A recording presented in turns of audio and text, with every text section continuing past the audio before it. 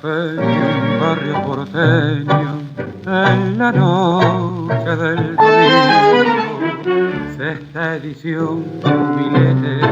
el tema fútbol y bingo, cuatro muchachos charlando en la mesa de rigor, José, Ricardo y Anselmo y el cuarto servidor. Mientras están discutiendo si es mejor Rivero Boca, si es mejor Legui que Antuna o que Orquesta superior. Anselmo cuenta sus penas, Ricardo su mala suerte y José muy tristemente que sus cosas van peor. Más como ven que sonrío y que nada yo les cuento, ellos creen que estoy contento, sin problemas ni dolor,